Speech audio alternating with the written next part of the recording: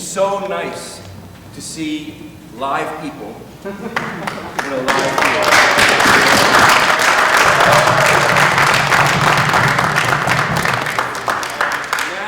Masked or unmasked, you are all beautiful. Thank you for being here tonight. What are you going to see? Well, you watched To See Dinner. How was that? That was excellent. For the past 10 weeks, we've gotten together every Tuesday night. 7 police officers from the NYPD and 7 civilians from different communities around the city have come here to have dinner and go on a journey that has been unlike anything I've ever gone through before. And I've done this project 9 times. We have, by tomorrow, we'll have spent 56 hours together. 56 hours. People who never knew each other and would never sit down at a table with each other. And what you're going to see tonight is some of that journey. You're here for the first time. We're at the end of our 10 weeks. We tried to let you in as flies on the wall. And sometimes we're going to ask you to help us out. We'll get suggestions from you. Sometimes we'll ask you to come up on stage with us if you're willing. We won't be forced to do anything. I was thinking about the word "up" today, and it can be such an important word. If I told you you were going to see a serious play, you'd all get your volumes of Shakespeare out so you know when you were going to see it the next day. But if I said you're going to serious play, that's what tonight is, because we have been playing together seriously for 10 weeks. Sometimes it's absolutely silly, right? Sometimes it's absolutely crazy. And sometimes it's very, very intense. So I thank you for being the fly on the wall. We're still at our dinner conversation. And what we're going to do is, one of us, they'll hear 3 voices coming from the audience. And we're like your base coaches. So Rick over there is the third base coach. Michael David is the home run coach. I'm the first base coach. And you might hear us say, share your voice. Or you might hear us say, stage picture. And we're going to be coaching these folks through the evening, just as we've done for the past 10 weeks. But what comes out of them is all theirs. The discussion you're going to hear tonight, the serious play you're going to see, it's all theirs. So I'm going to kick it off with a prompt tonight, and I'd like Tim up there. Would you play the recording? Adams this week warned New Yorkers that recording police encounters from too close a distance.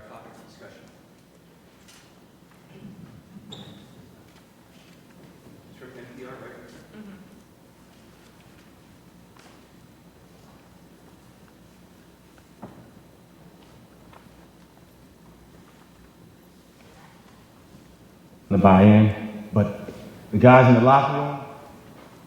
Adams this week warned New Yorkers that recording police encounters from too close a distance will not be tolerated. Now, to be fair to the mayor, getting too close was his specific point, but his language inflamed activists interested in police oversight when he made it sound like he's critical of recording police encounters at all. For instance, if an officer is on the ground wrestling with someone that has a gun, they should not have to worry about someone standing over them with a camera. And the mayor seemed to suggest if you see a police encounter you want to monitor, never mind if you can't afford this, you might start by going to an Apple store. If an officer is trying to prevent a dispute from taking place and de-escalate that dispute, they shouldn't have someone standing over their shoulders with a camera in their face, yelling and screaming out at them without even realizing what the encounter is all about. There's a proper way to police, and there's a proper way to document. If your iPhone can't catch that picture with you being at a safe distance, then you need to upgrade your iPhone. Stop being on top of my police officers while they're carrying out their jobs. That is not acceptable, and it won't be tolerated. All right, Mayor Adams there at this week's rollout of those controversial new neighborhood safety teams. not in full dress NYPD uniforms. We'll talk about that too. But listeners, tell us your stories Ryan. of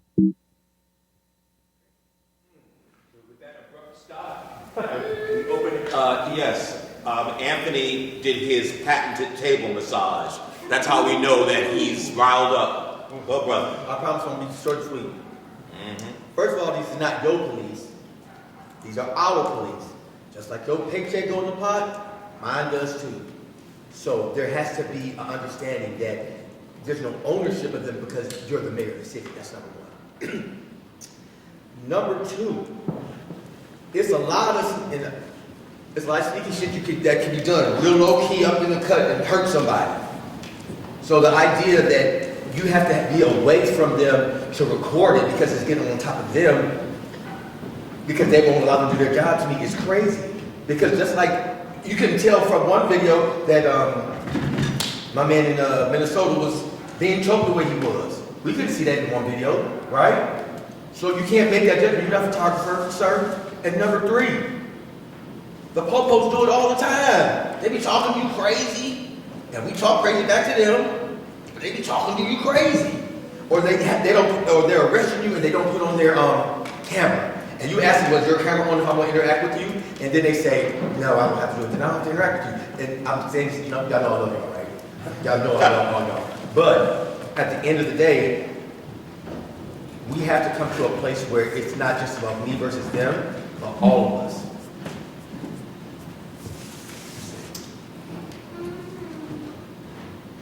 Anyone like to, yes, Hardy. So let me hear what you were saying was that. Share your voice, Hardy. So let me say what you were saying again to make sure I understood it correctly. Let me hear what you say. What? Who? So basically, what you're saying is that they are our cops, not the mayor's cops. His too. They're his too, but they're mostly our cops as a community, not a specific They're individual. all of us. Yeah. And that sometimes, and that sometimes you need to be closer in because you can't necessarily get that shot from being at a distance. And sometimes you get into it and the cops are going back and forth and they're not putting their camera on and they say, well, if you're not going to put your camera on, then I'm not going to interact with you, and then they still interact with you. So those are your points? Exactly. I would definitely feel the same, that I think that if, as long as you're at a safe distance and you're not interfering with the police work, you should be allowed to take the videos, because I've seen cops do so many things unhanded that you can't see from their own body camera. That I've been in situations personally where I've seen them do things to people at parties. So, for me, the safe distance thing, it depends on how close you are, right? So if you see me, right, if I'm in the street and I'm struggling with someone who's got a gun, and your first thought is to let me record this while she fights for her life, you're an asshole.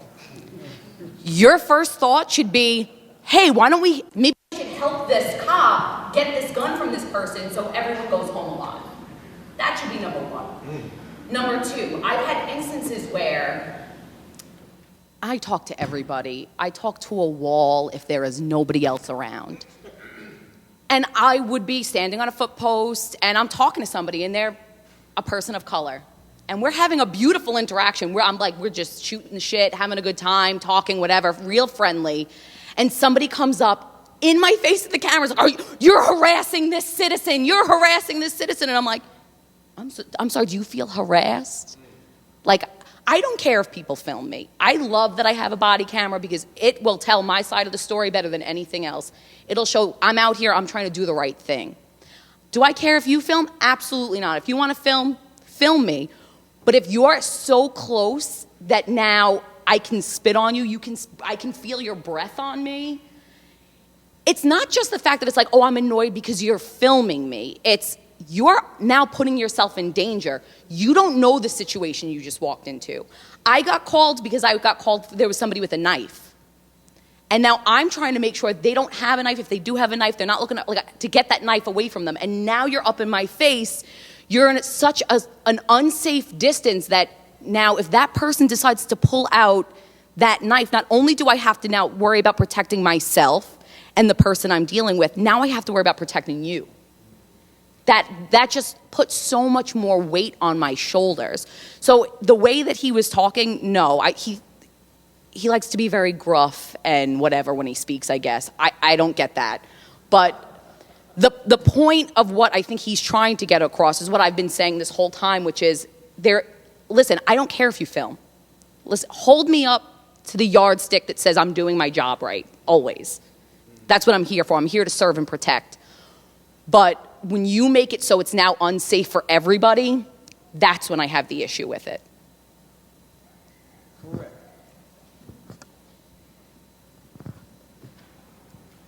We have to look at it in his context.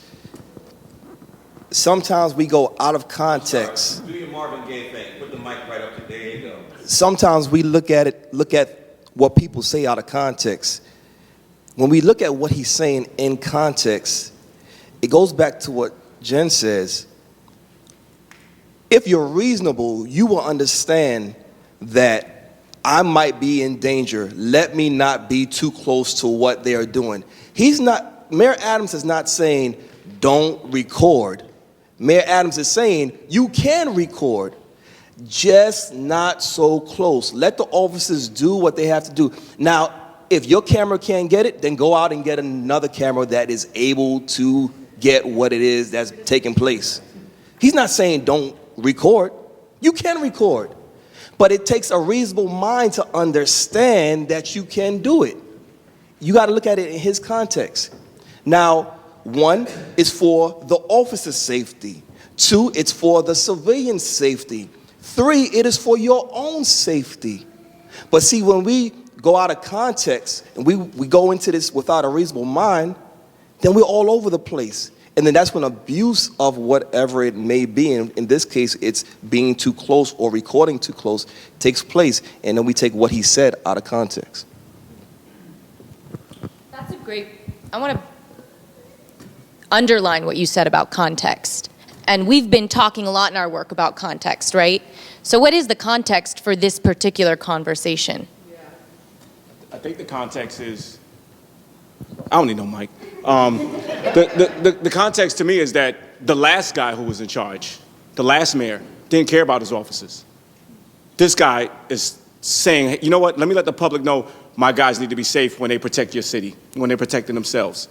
This guy, this gesture is a sign of good faith from this new mayor. So maybe he's for us, because the last guy really didn't care what you did.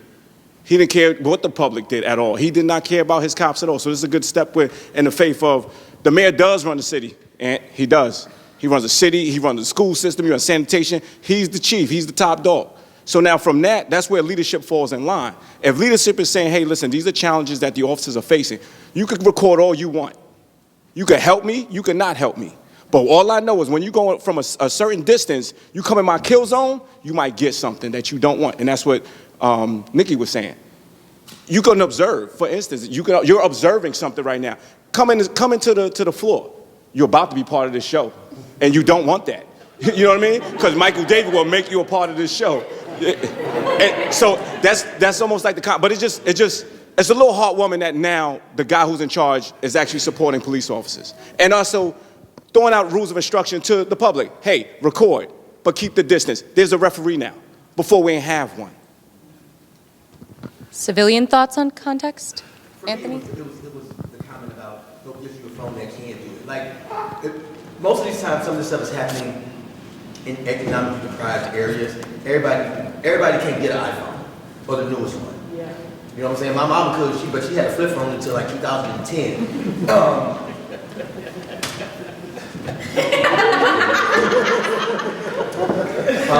I just feel like there's context for everything, and I mean I don't know, I've never seen it be an issue with people filming cops, but like I don't know why a person would be up close to you with their camera anyway. But if they were, I mean I can kind of understand it, because it's been a couple times my interaction with the police was like really, really bad, but there was also times that it was really, really good.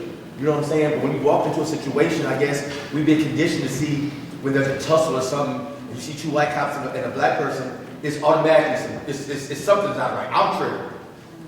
I know I'm the first one with my phone now, right or wrong, because I don't trust whatever they gonna do to him. I don't trust. I'm not gonna shut up. Other civilian thoughts, voices? Frank?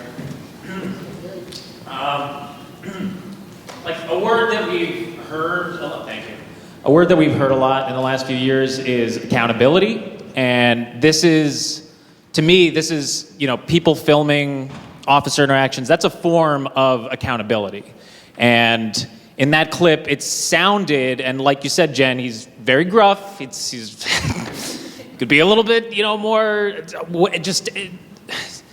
it sounded like an attack on accountability from what he was saying. I know he's looking out for the safety of his officers, but it sounded more like don't even try it, And he didn't say don't try it, but he used an extreme example of like someone wrestling a gun, an officer wrestling a gun off of someone, and that's the most extreme example. Like that, there's so many other instances that would warrant someone filming them that is not someone wrestling a gun off of someone, like any other police interaction. And those, like, he didn't mention those at all. Like, he went right to the thing that makes it seem like it's a irresponsible civilian putting themselves in danger.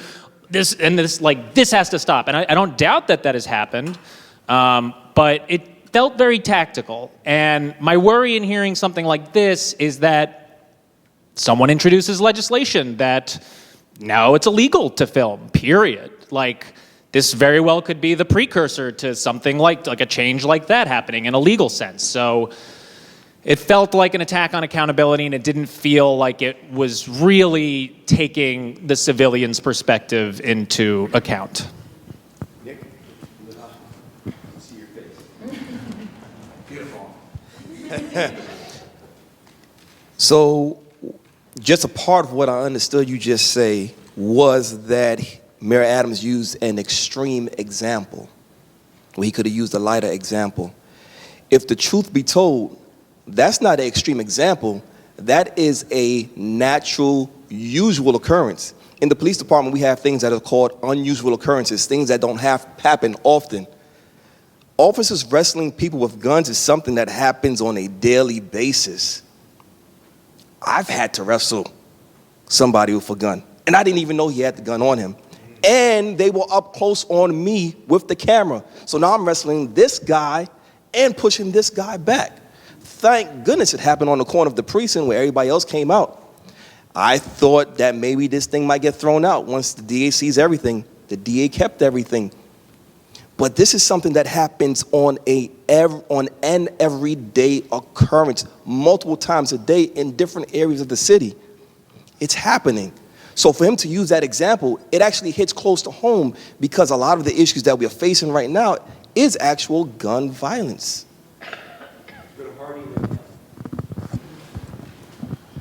I think there's a lot of that. I think that one of the things that was said was reasonable. I think the problem is as a society in America, we've become so unreasonable with our expectation. We look at these incidences, and the people are not videoing them in most situations to provide accountability to cops. They're videotaping it because they want to become the next Instagram or the next YouTube person. From what I've seen, all of these people are putting it out there and they're getting in their faces. The ones that are actually providing accountability, they're at a safe distance. They're reasonable because you can actually use that video to accomplish something. When you're up here while she's trying to arrest someone, what are you going to see? Just her eyes. You're not going to see anything else about her. So when he used that extreme example, he needed to use that example from his point of view because he's dealing with a population of not reasonable people. And we can see that the more that we talk in this class, people are not reasonable. You see that on the street, you see that on the subway.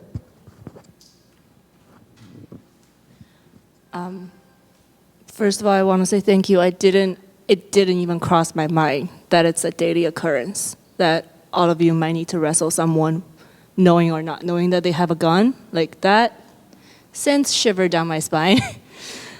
I do want to pick up on what Frank was saying and kind of what Nick was saying about context and how Mayor delivered the message. Because, speak for myself, I'm not Google Translate. Like, I don't take in a message and just take the text. I take the tone of voice, I take the emotions. And the thing that I took in the most was his frustration. And my question immediately was, where is his frustration directed to? And it got me really triggered because it made me think it's us and them. You know, the mayor didn't explain the situation like Ronnie and Nick and Jan just did, in an even tone of voice with understanding of where our concerns are. So I guess that's what I wish would have happened and will happen. It just feels to me like, it feels unfortunate that sometimes we have to pick a side between showing empathy to the officers and showing empathy to the people who desperately want to help. I don't know if that has to be at odds. Share your voice, please. Speaking about context, aside from your tone of voice and the feeling behind the message, like, if you really think about it, another common goal is safety, right? And it's not really them or us, it's more like in general. It's dangerous if a civilian who doesn't know how to be in that situation, when a cop and another civilian's wrestling, like that outside person, that could be really bad for them. They could get really hurt. But nobody realizes that because they're so fixated on filming what's happening, because their idea is like, oh, something bad's gonna happen between this occurrence. But something bad could really happen to you because you're in the way. Now, on the flip side, they have every right to record, but again, it should be from at a distance. And like what Hardy said, you're not gonna see anything if I'm like this close in his face. You're basically just gonna see like skin. If you're from a distance, then at that point you can kind of see the bigger picture. So it's like, I think what he was trying to just bring up is he wants everybody to be safe, and considering what's been going on lately, using the example for guns, unfortunately, that's been a big issue. There are a lot of crime happening in New York City. Guns are the top thing that we've been talking about throughout the last 10 weeks, what you see in the news. And there's a lot of situations that people don't hear about. So you have to consider, we want to be safe at all times, but we also want you guys to be safe at all times. And sometimes being that third party, trying to look in, like, you're too close. Just take a step back, you know?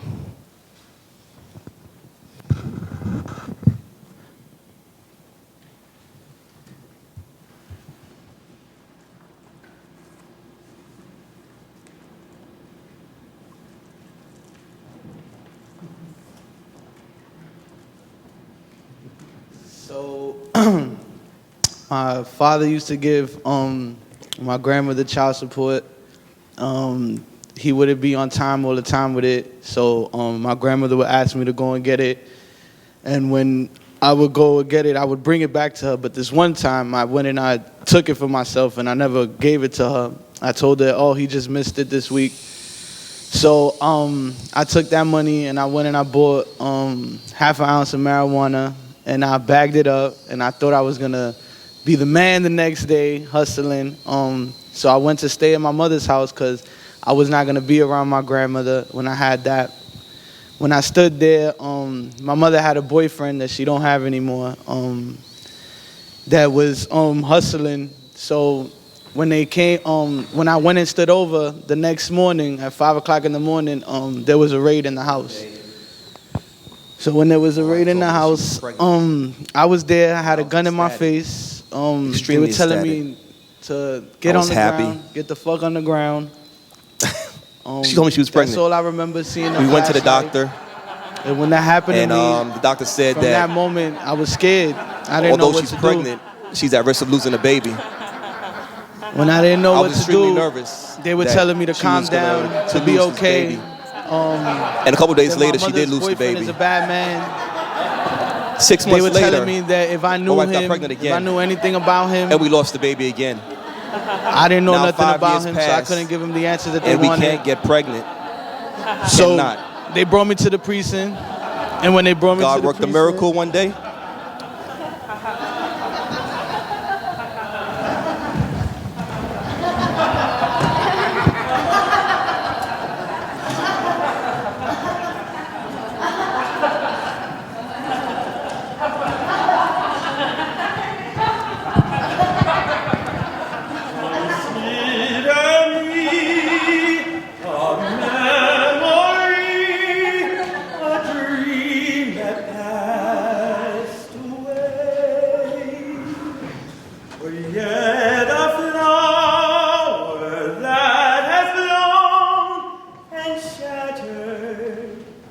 In a day for love defies pure reasoning and undeterred flows within, without the vessel heart, its reasoning.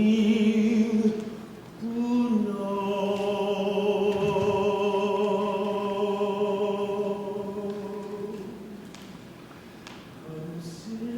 Considering a melody that served its simple turn, were yet the residue of fire that settles in the earth. For love defies pure reasoning and undeterred flow.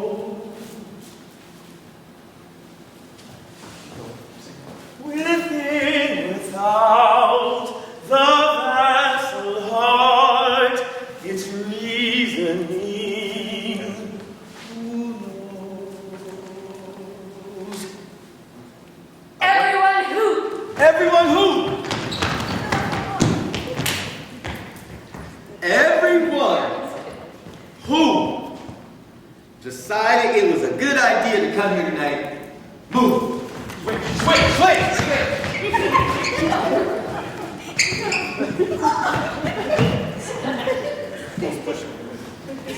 Everyone who cried this week, switch.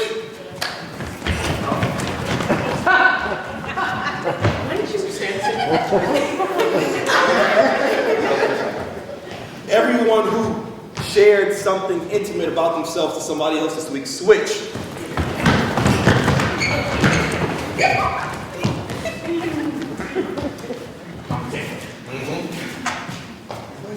Anyone who ever said fuck the police, switch.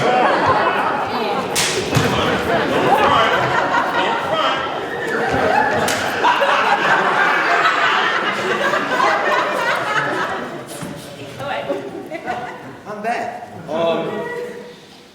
What's the line? Everyone who has been kind to someone they did not know this week, move. switch.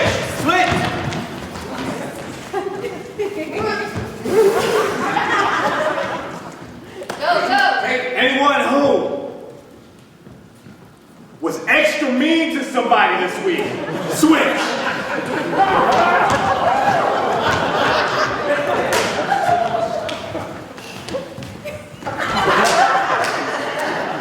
Everyone who has ever hurt someone that they love, switch.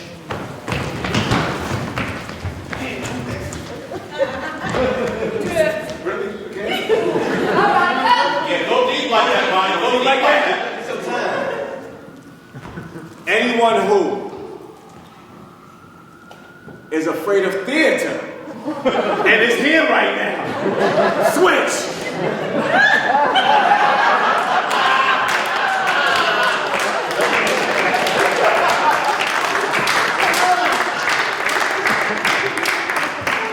Anyone who had graham crackers and chocolate and milk, move. Switch. Move. All right. Anybody who has had a come to Jesus manifestation or settlement of a relationship with a loved one, that y'all started in one place, but y'all are in a much better place. Switch. Run. Go deep. Anyone who's experienced a lot of sadness this week, switch. Okay. Anyone who loves inspired by June, meaning it's not the real thing, but it's inspired by You saying a rhyme. All right, scratch that. You know.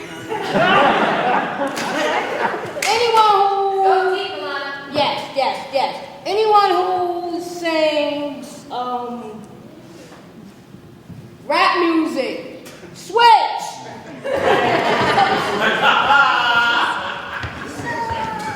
Go deep, Daniel. Okay.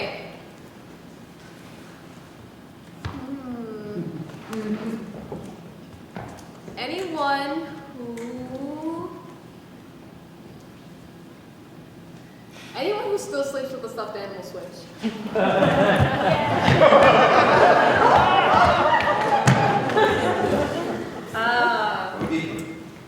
Deeper. Yes. Anyone who still has unresolved issues from this workshop, switch.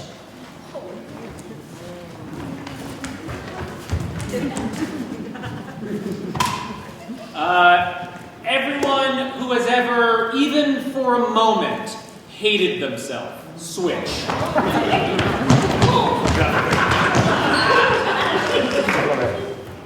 Y'all really make me work this night.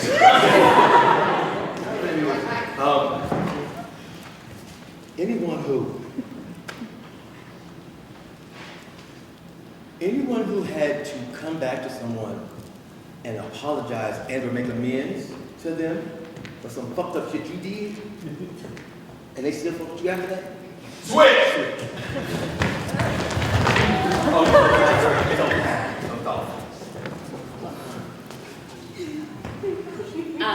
Anyone who's ever been afraid of losing someone they loved, switch.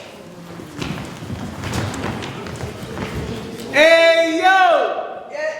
Hold up. I got something to say. To protect, serve, and understand. To protect, serve, and understand. To protect, serve, and understand. To protect, serve, and understand. To protect, serve, and understand. To protect, serve, and understand. Now, 1, 2, 3, go!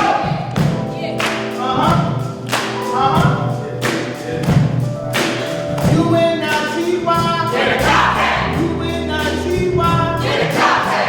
U-N-I-T-Y. Get a cop hat. Hopefully this isn't where it stops at. Big up to the instructors and working on the structure of getting the cops and people talking to each other. I could call you my sister, I could call you my brother, and when it's done, I hope we keep in touch with each other. It begins with breaking bread and starting conversation, whether singing a song or going across the nation. I mean, talking about the nation. And don't worry, you can talk, this ain't an investigation. To protect, be served, and understood. Let me tell you, it hasn't been no good. Some rough situations, rough conversations, but don't worry, everybody's been patient. It's been 10 weeks that we've been through this, and I know that I'm real new to this. But it's okay, I kinda understand, cause I just seen how this thing going on. Look, if I get shot, I won't come back for the sequel, but the same goes for you, so your eyes I see through.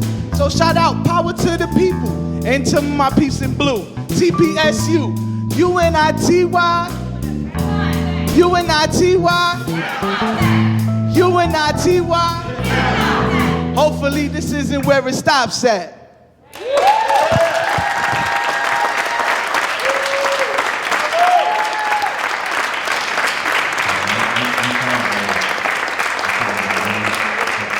The guys in the locker room, they're gonna crack their jokes.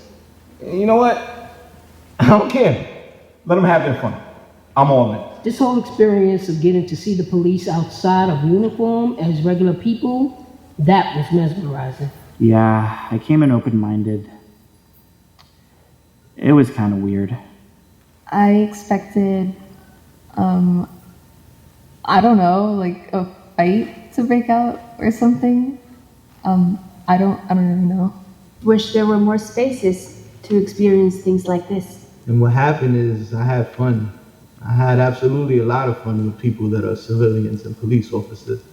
And it's something new being in a group with totally different people than I would speak to on a regular daily basis. I can't wait to see what comes from this. I can't wait to see what happens. And I can't wait till we put up the show.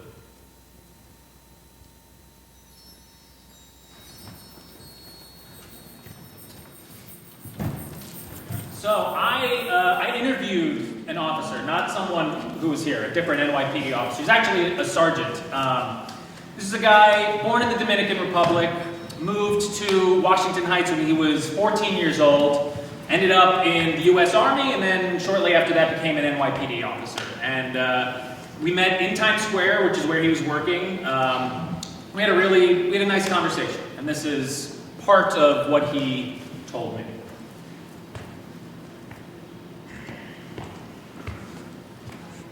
I mean, my favorite thing about the job is that I get to help people. No, I do. I get to help people every day, and it's the best. You know, especially, you know, around here, because we get a lot of the, you know, the tourists, so they need a lot of help. But not so much the go F yourself crowd. They don't show up here as much. I mean, occasionally, you know, but no, I mean, it's true. People tell us to go F ourselves all the time. People will call us to their house with a problem and then tell us to go fuck ourselves. Now, you can't make this shit up. It's like you're gonna put yourself in danger and then you're gonna call the police and then you're gonna tell me to go F myself? People are wild. But if I was gonna clear up one, you know, misconception about the police, you know, I would want people to know that I'm not a RoboCop, you know? You know, he's not a RoboCop. Underneath this uniform, there's a person here, right? You know, like an IT guy, if he messes up, your phone doesn't work or your computer doesn't work. But if we mess up, you know, someone could get hurt. And that's a lot of pressure.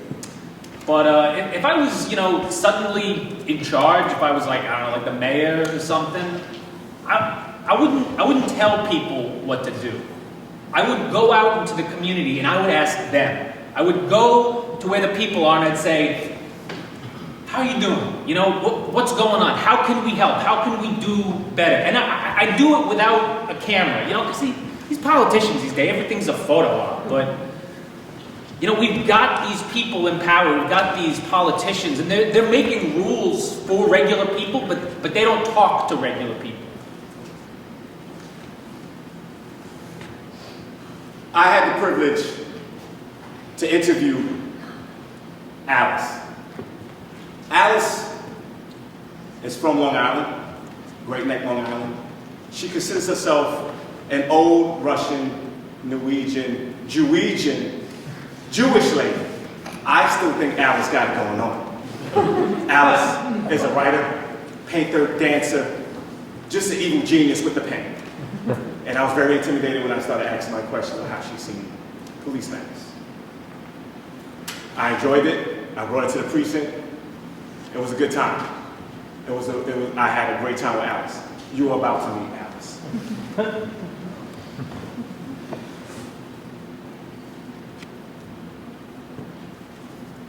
I'm an old Jewish woman. I'm not afraid to be stopped by the cops. I'm not afraid. I'm not afraid to be stopped by the cops. But my black friends, they're afraid. They tell me all the time. They think that it's not going to happen to them. They think that the stop is not going to happen to them. And when it does, they're shocked. They're shocked at just the harassment. They're afraid. They're afraid that when they talk to the cops that they're nasty at times. They're afraid for their lives. Now, I actually support cops. I think that training should be good. I think that training should be helped with therapy. I think that training should be done over in the reform. I'm actually for cops. But when I saw, oh my God, when I saw that George Floyd, it was unbelievable. It was just unbelievable. I mean, 9 minutes. 9 minutes. It's so heinous. And not just to say heinous, it was heinous. It was heinous. That I understand a fear, a threat, when you accidentally shoot someone. I understand that. I understand that. But 9 minutes, that was something I cannot fathom that. I cannot wrap my head around that. Officer, please, tell your leadership, train, get some therapy, get some training for me.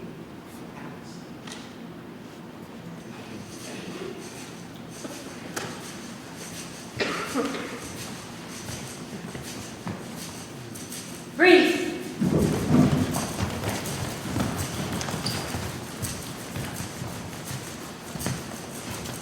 What do you see? Yellow shirt. Ears. Gray socks. Shoes. Eyes. Every detail, what do you see? Black jeans.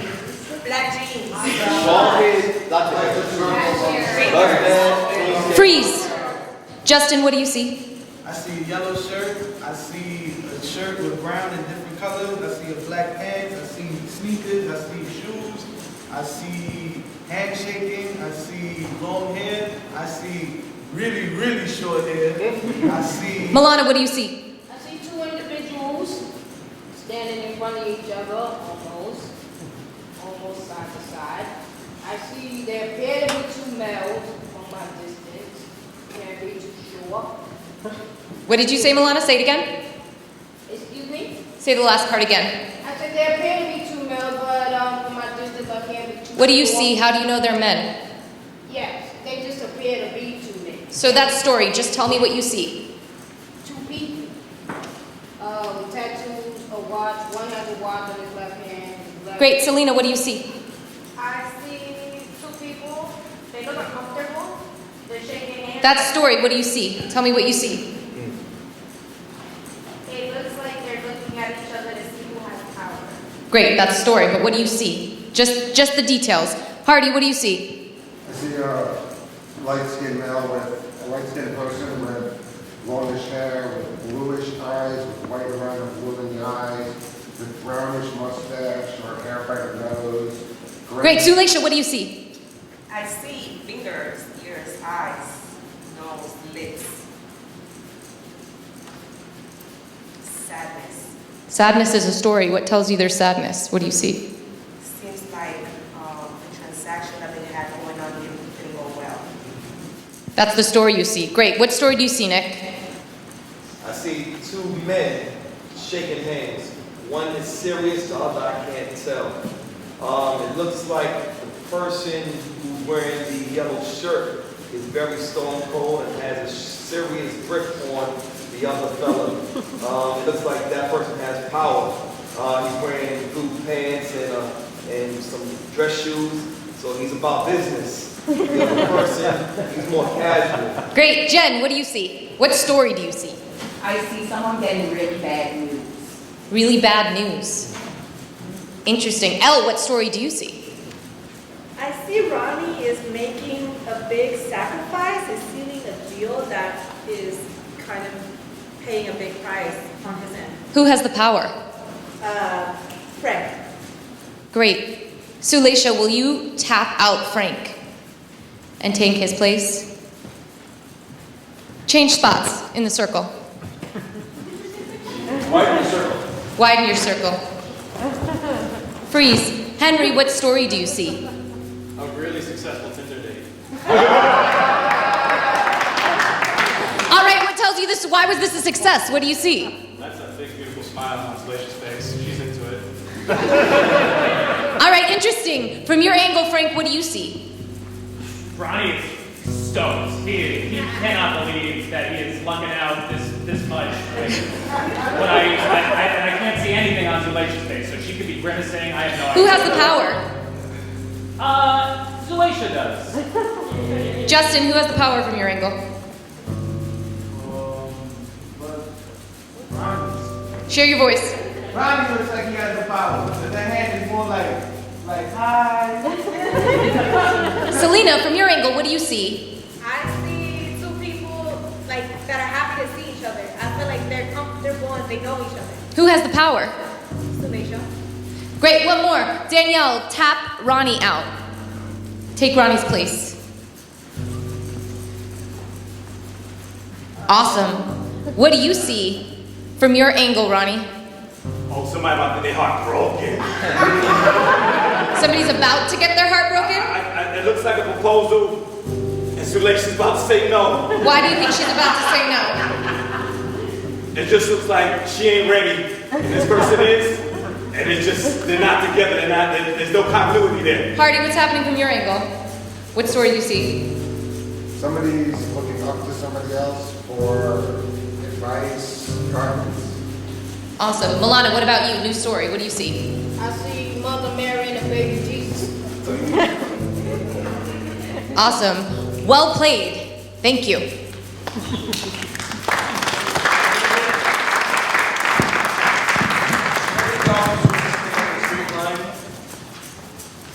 I'm going to ask you guys out here, what do you see? Just popcorn it. What do you see? Watches. Black tie. Converse sneaker. Okay. What else? Faces. Faces. What story does this tell you? New York. New York. What about it says New York? Diversity. Diversity. Thank you. What other story do you see right here? Success. Success. What tells you success? They've got a successful vibe about them. Okay. Would you bring the officers to the caps, please?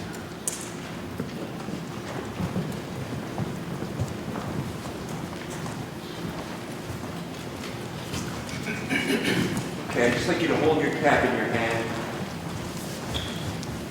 Really take a look at it. I know you know it well. But I want you to look at it as if you're exploring it for the first time. Takes a bit of a leap of faith, but really look at it.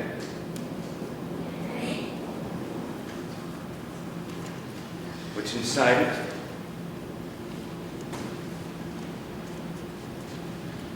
What does the insignia mean?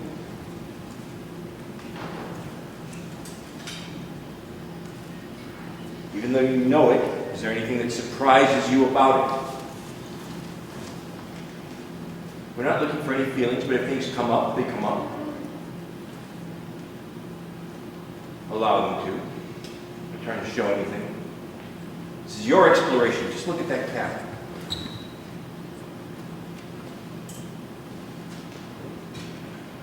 When you're ready, and you've explored it fully, I just want you to put it on your head and stand there.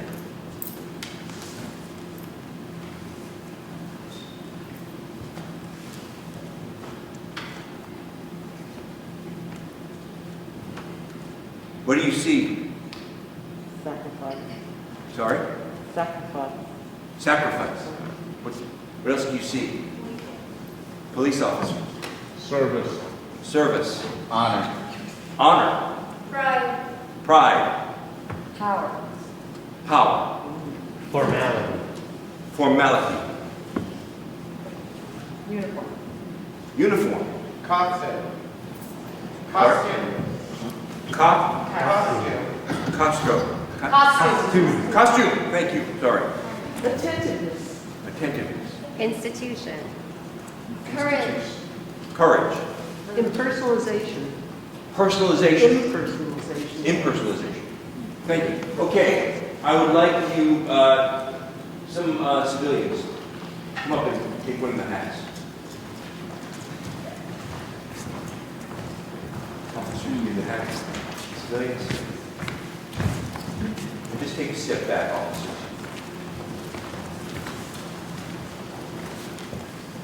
And I'd like you guys to just look at the hats.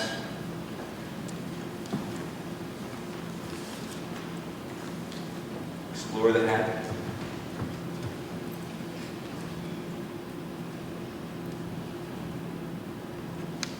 Is there anything about it you didn't expect to see? What might surprise you? What intrigues you?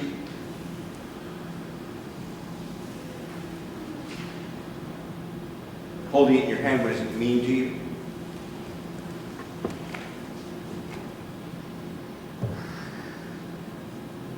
Would anybody like to come up and look into the hats?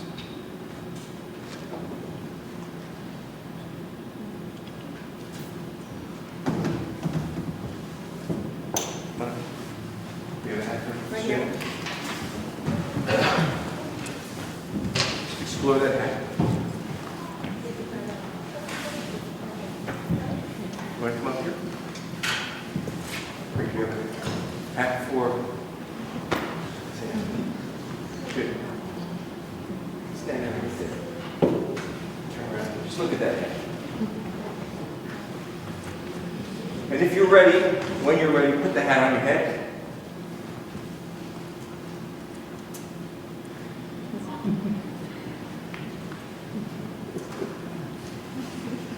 And if you guys in the back would help them wear the hats the proper way. So they're wearing the hat instead of the hat's wearing them.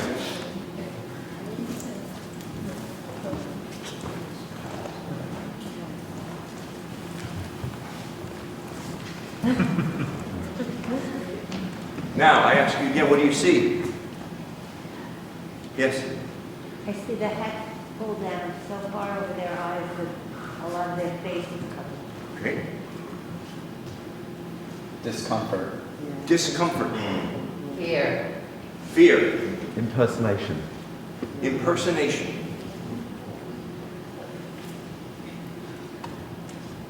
All right, take the hats off. Please stay there for a second. What came up for any of you?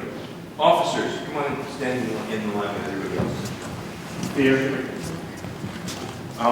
Fear. Well, this is my son, so.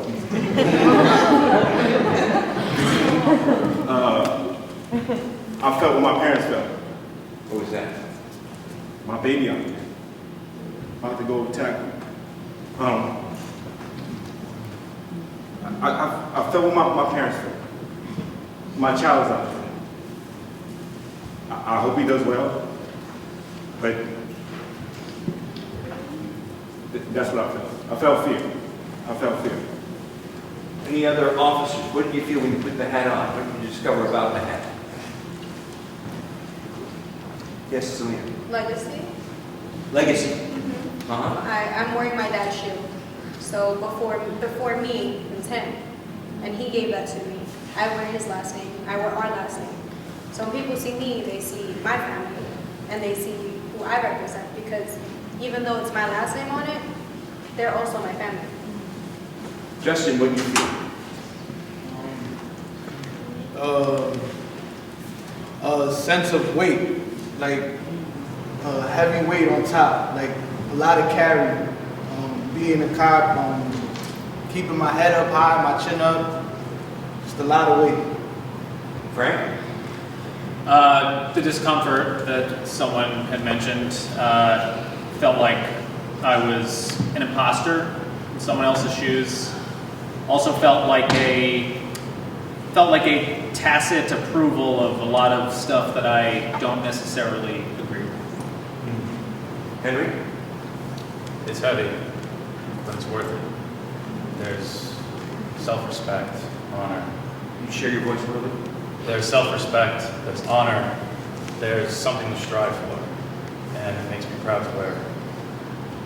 Jen? For me, it's a lot the same like Selena, because I also wear my father's shield number. And I love him so much.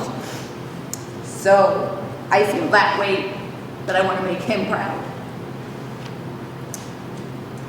Danielle?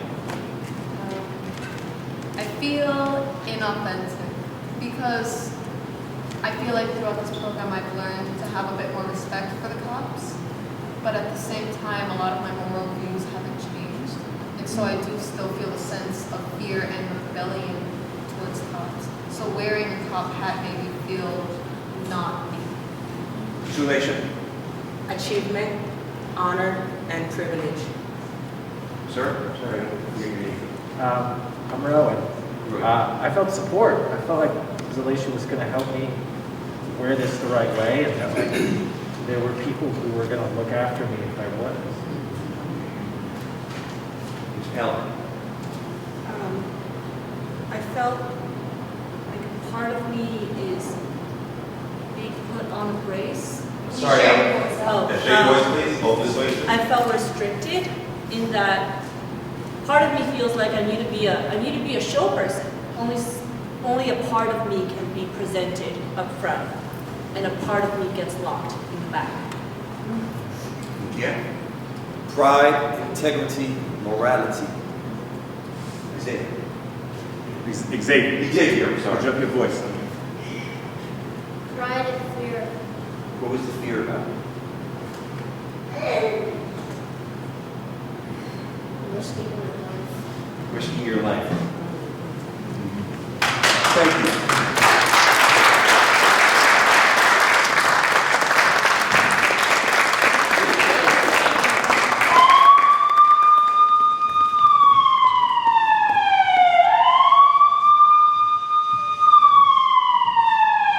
Anthony.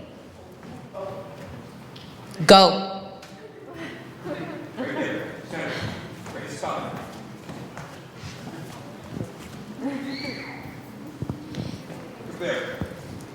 Anthony, what is there left to say? In context to what?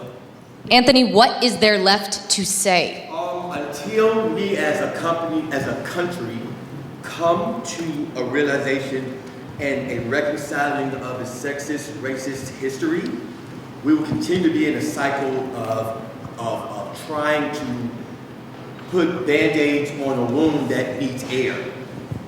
I'm reminded this week of our most recent Supreme Court Justice nominee.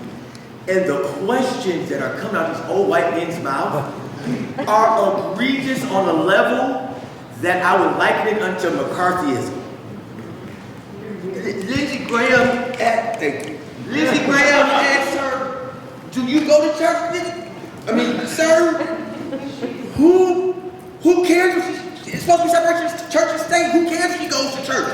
When you had a whole white man here a few years ago who was known to be out here just doing his due. And y'all patting him on the back, y'all trying to push this man through. He had a whole woman come and talk about how crazy he was.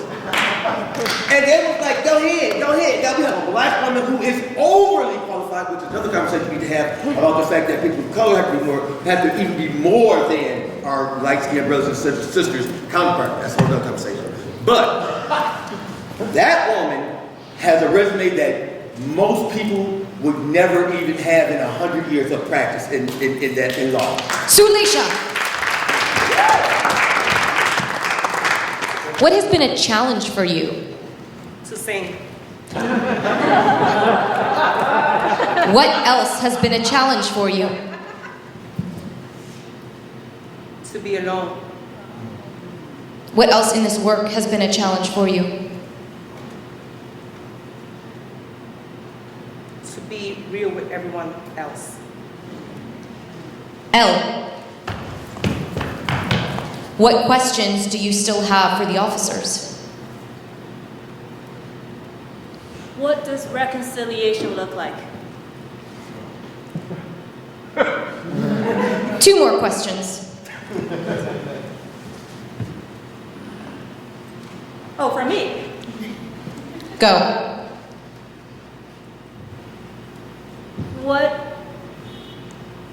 What do you want from your community that you work at? And what brings you peace? Ronnie. What's next? Where do we go from here? We develop understanding with the community, with the police department, with civilians. Danielle. What's something people wouldn't know about you just by looking at you? I'm autistic. I have ADHD. I'm gay. Very gay.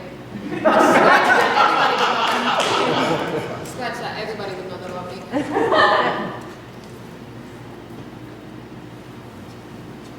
And I also can do the bridge. Thank and you. I can walk in that position. Harvey. What do you need in this moment? Music. What else? People to have a greater understanding of how we can use communication to have a much better time in life and to understand each other way better. Justin. Who are you?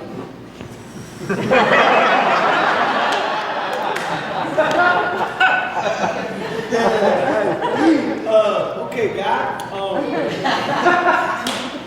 Justin asked, who are you? I know. I hear you, God. I I'm a young Latino, Puerto Rican, just trying to survive in America. Thank you. You can go sit down. Thank you.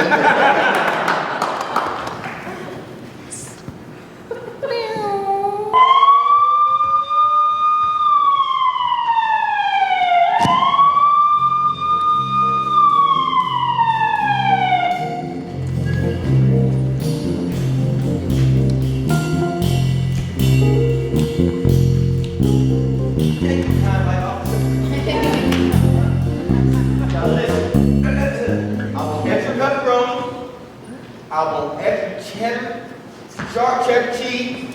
Officer. Make sure you do it right. Make sure you do it right. Make sure you do it right. Okay, thank you. Hey. Hi, how can I help you? My name is J-Lo. Hi, J-Lo. Tell me, girl. I came here because I want to take a picture with you. I heard you are the sexiest officer in this precinct. That is Do true. you mind? Stand up, because you know. That's a good side, guys. Good Which side. one's the good side? Both sides are good. Oh. Thank you. There you go. Go, guy.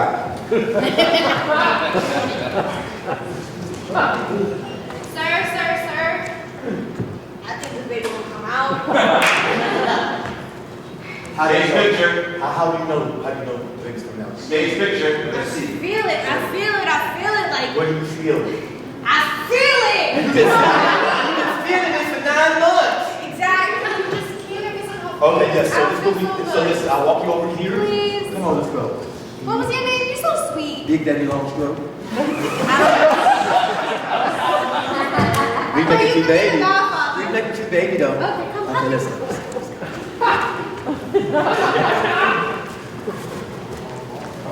Damn, I'm having a beer with this pizza, you know. Officer Flynn, You're too close, it's wrong. what the fuck is procedure when you got a gun to your head?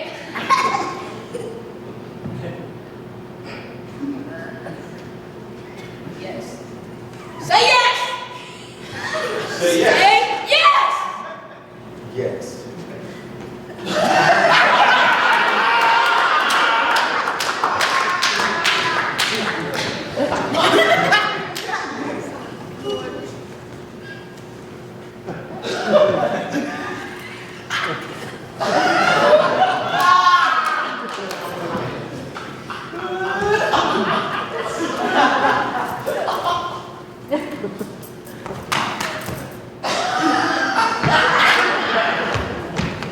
Hey, yo, Chief, I got a problem, man. I ain't made it your brother, man. No, man. Your brother, man. I was at home, I was smoking an L, and I don't know, my mom might be playing tricks on me, but I saw the Knicks lost, man. Don't tell me the Knicks really lost. Did they lose? They lost. Were they the best team in the NBA? They lost. They lost? No, we weren't that good. Oh. And we was good, but we weren't that good. They lost. Thanks, man. Oh, man. That's good. Oh, Lottie. Hi, how you doing? Top of the morning to you. Yeah, top of the day. Listen, I come here to report something. Okay. These hooligans the other day, they came and they stole my pot of gold and they jostled me Lucky Charms. Can you do anything to help me? You know they sell that cereal right in the bodega right next door. They sell that cereal. It's right there. It's at the bodega next door. Just go next door and get your Lucky Charms back. Well, I'm here right now. Why can't you help me? Because they right there. Say yes. Oh, I can't. You know what? Take my EBT card. My girlfriend, she got a good chunk on it. You can buy the whole roll. Just bring back my card. You can get some Lucky Charms. Magically delicious. Officer! Let me help. Okay. Officer! Yes, ma'am. Can you please help me? Okay. How do you want me to help you, ma'am? My husband. He's home. He's waiting for me. My husband. Hear your voices. My- Okay. Oh, okay. My Okay. husband. He's Yes. home. He's home. He just waited. Okay, so we I have. need help. He's home right Okay, now. ma'am, Yes. I know that you are frantic now. Okay. And you have experienced trauma. I'm listening. Just give me a second and I will tell you A what to do. second. He's home right now. He's not here. All right, so send You're an saying- officer. Send an No, officer. we'll worry about him later. Okay. We have to take care of you now. All right, what you want me We're to do going right to call now? the ambulance and we're going to get you An ambulance for what? Because you have to go to the hospital.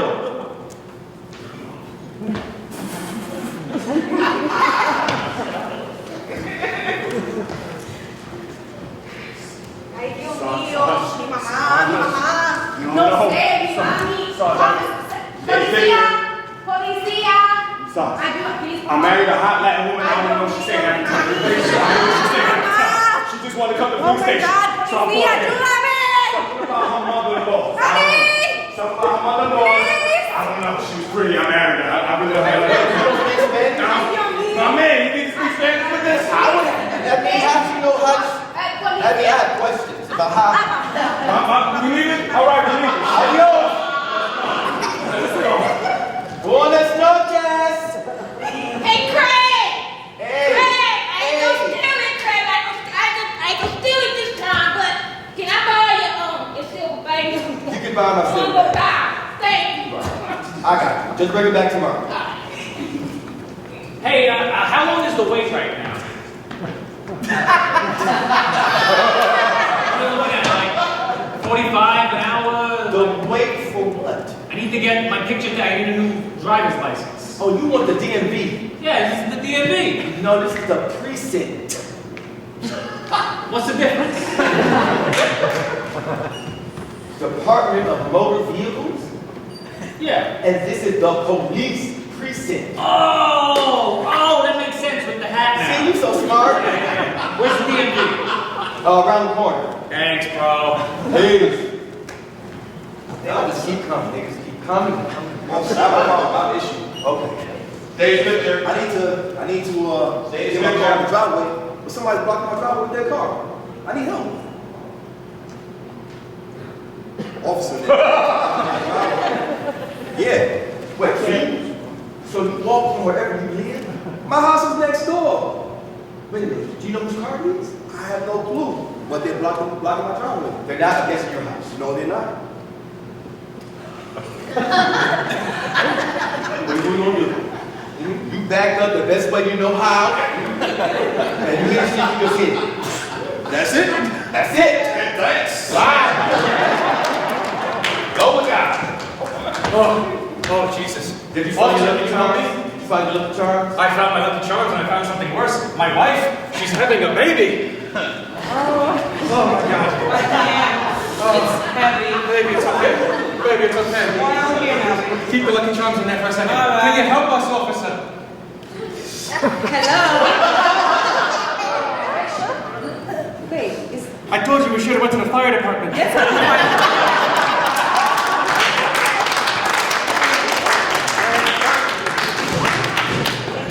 Oh, okay.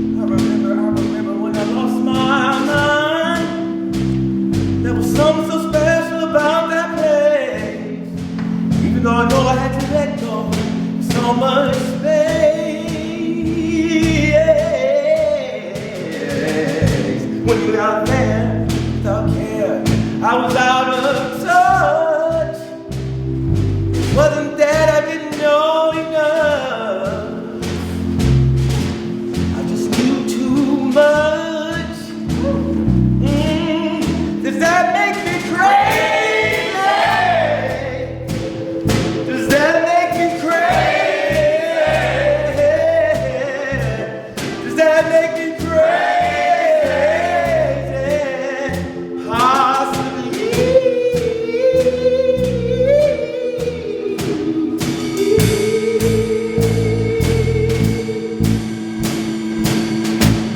out there, but out here, I was out of touch.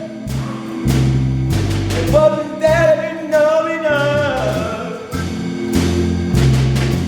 I just knew too much. Does that make me crazy? Does that make me crazy? Does that make me crazy? Possibly, possibly, possibly,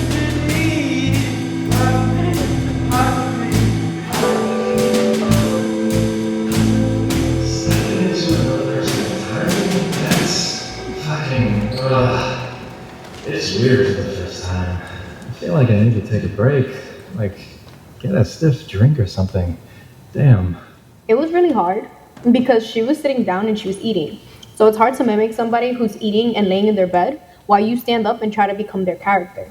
But what I do think was interesting is just hearing how she talked about a lot of the experiences that she had and how she felt during those experiences. So the officer that I interviewed, he was sitting in a very, I don't know how you would describe it, like a boxy position, like very chest forward, broad shouldered. I can't recall if he was like particularly muscular, if that was just the way that he was sitting. But in inhabiting that, what I realized was like, oh, this is like an important thing for an officer to do, to like appear physically tough or authoritative. So when you walk around in their shoes, their cadence, the tempo, how they speak, how they pause was something I was really focusing on. Very interesting because it's someone who's the total opposite of me. So just stepping into that character, it's difficult. Halfway through the workshop process, we asked everybody to go off and interview the other. The police officers interviewed civilians who were not part of the workshop, and vice versa. What we're going to show you now is sort of an unrelated conversation of the people they interviewed. And I'll help you find them again. It's been a while. So just sit there, nice and easy, with your eyes closed. Just focus on your breath. And see that person that you interviewed behind your closed eyes.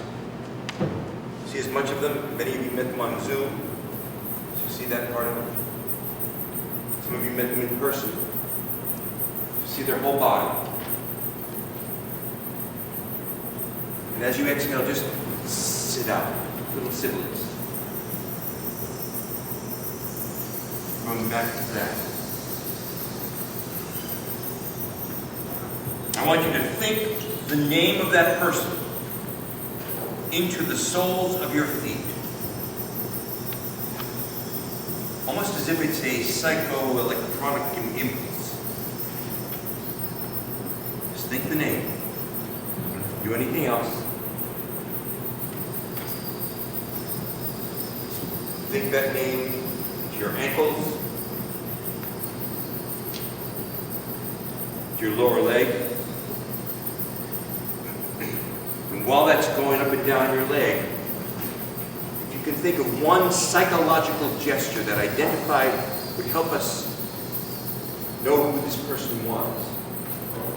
Let me see that gesture now.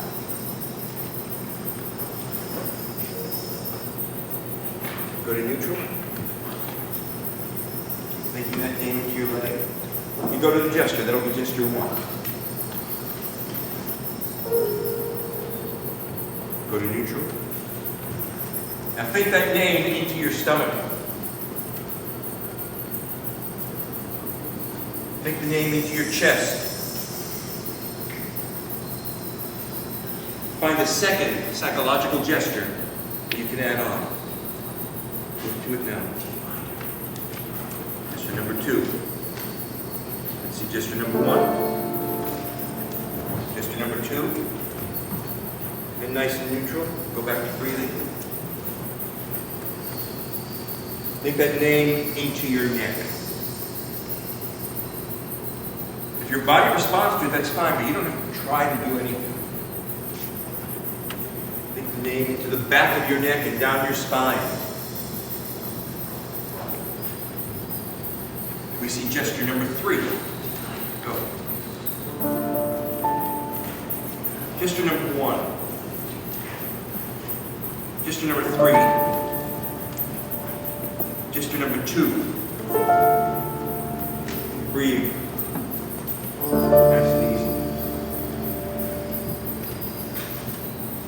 Think that name all through your body, all through your bloodstream. It's just coursing. It's just the name. Hear their voice in your head. So when I tap you on the shoulder, or when Rivka taps you on the shoulder, let them come out.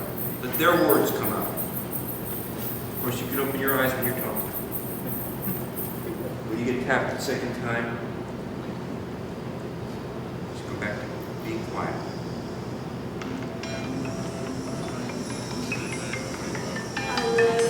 Share your voice. East, voluntary, and when I came home, I had no idea what the heck I want to do with my life. So I was wondering if there's anything that I could do on the local level that has some correspondence with what I was doing in the Philippines. And I thought police might be one of those things. And it was the Peace Corps, the U.S. Peace Corps. It came to me on the run. I just had the idea, looked up. I'm a Brooklyn guy, through and through. Music is my love, art, passion. And I never really had a problem with this. Never really had a problem with this. But I've seen friends and family, they've had moments. Becoming a cop wasn't my first plan. It was sort of my plan B. My father told me to take the process test, and I was taking the process test, and I really got into it. I wanted to become a reporter. I worked at Fox News. I'm from Brooklyn originally. During the pandemic, I had to move 2 times. Once was because of my disability, and the second time was because of discrimination. People look at me differently because of my orientation. Yeah, I work for transit, and I'll tell you a crazy story. One time this guy was trying to kill himself, and I was going up the stairs, and I saw safety, and I saw the transit workers. And I mean, when I got upstairs, I said, what guy? I only seen one guy. They're like, that's the guy. I mean, when the guy seen me. Well, as a law-abiding citizen, I do believe that the police are there to protect and serve. Like they're this invisible shield that's around us. But I have a problem with the police. Actually, 2 problems. One, I'm walking by you. Can't you just say hi? What? Why can't you just say hi to me? Hi, my name is Christine Guillen. I was born and raised in Brooklyn. I currently still live where I was born. Brooklyn houses. You look familiar. Yes. I used to work at the clinic over there by 105. I was born in Brooklyn, but I was fortunate enough to have my dad, who was also a cop, move us up to Westchester, upstate New York, where once I became a cop, I moved down to the community, right to the precinct. So, I'm an aspiring actress and singer, and you know, I haven't been arrested since like 2017, and I've been trying to stay out of trouble. I've been doing my very best. I've changed my life, and I'm proud of it. You know, I don't have ill feelings for the police. So, during that time when I moved to the Lower East Side with my mother. And I'm not against the police, but I did have to call the police for a situation that happened with my mother. And when they came, they were rude to me. Cops are good people. You know, like, we're in touch with reality. You know, this one time I arrested this kid. He went under the turnstile. He was a nice kid. He must have been a college kid, probably going to class. And I arrested him because back then it was about the numbers. I'm from Great Neck, Long Island, and when I grew up, it was all Russian Jews. But now, Now it's him. Another thing, I was dating this guy and things were not going in the way that you want them to go, so I broke up with him. He kept And calling. I remember that day. Communication is I was key. going to a rally. You just and can't there were be so yelling many at each other like officers. you're yelling at your baby mama or The something. way they wanted to shut it down, it was incredible. Why so many? Why so many? That was traumatizing.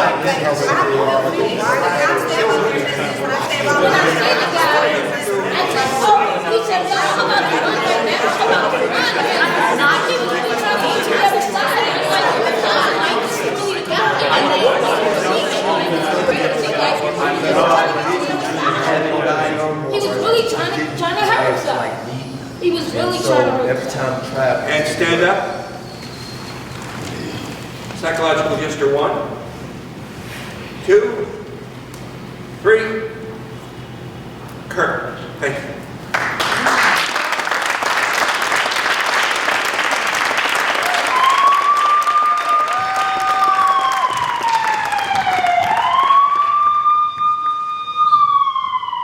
Selena! What are you deeply afraid of? I'm deeply afraid of heights. What else? I'm deeply afraid of not being able to provide. What else? I'm also deeply afraid to not give my all to the people that I love and I care about, and I cut them short. Henry. What have you learned going through this workshop? You have to be able to receive and give at the same time. You have to be able to mirror someone's emotions, see what they're giving you, learn from it, and then respond in kind. That way you both have a good understanding of where you're both coming from. What are you still challenged with from this workshop? The food, there needs to be more food. The food is fantastic. What else? What questions are you still wrestling with? Questions I'm wrestling with, just like it was the WWE, would be finding a duality, finding yourself on both sides of the mark, trying to see where you come from as a cop and where you come from as a civilian, and to try and find that merge so you can better interact with the community around you. Sometimes it's difficult, sometimes it's easy, but it's just reaching forward for it. You have to really work on it. Milana. Name 7 ways to fight oppression. Go. Eat. Don't get depressed. Take care of other people. Love your family. Love your cousins. Love everybody in the world. Vote for world peace. Economic empowerment. How many more I left? 20. Okay. Take care of your mother. Great. Great. Why are you here? Because you asked me to do it. Why are you here? Because I want to understand. I want to understand where my brother is a police officer. I want to understand where police officers are coming from. Why else are you here? Because I want to fucking help. I want to make a difference. I want to be a part of the conversation. I don't want to just sit idly by and not do anything. I want to, have the opportunity to meet these people and have whatever influence it is that I am going to have. Jen. What dualities do you struggle with? Dualities that I struggle with. One is appearing the way that I look and going out into the world and then people finding out I'm a police officer. Most people take a look at me and they think kindergarten teacher. And then dealing with their reaction to when they find out I'm a police officer, it being sometimes negative, sometimes positive, a lot of times worried.